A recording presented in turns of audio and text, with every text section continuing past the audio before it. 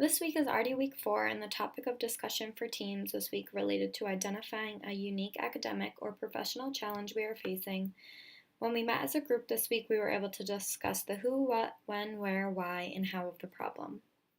Once each of us were aware of the situation, we helped each other with the problem by asking questions, offering new perspectives, and suggesting ways in which the problem solution could be determined.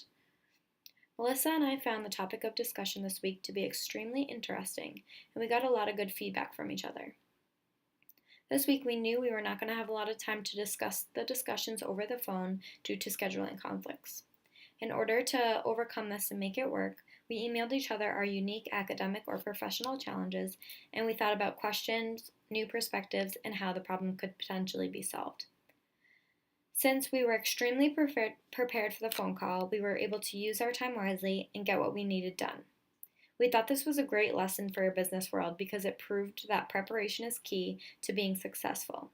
When we have a meeting planned with someone, it is important that we are prepared and come up with potential questions and solutions beforehand. This makes the meeting a lot more meaningful and useful for everyone taking part. As an introvert, I was happy I was able to prepare my questions and solutions beforehand.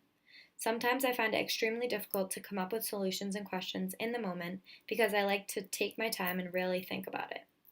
On the other hand, Melissa is an extrovert and she thought it would have been more beneficial for me to directly tell her my problem so she could give me feedback as I was talking her through it. As a team, we realized we can compromise by switching off how we do team discussions in the future.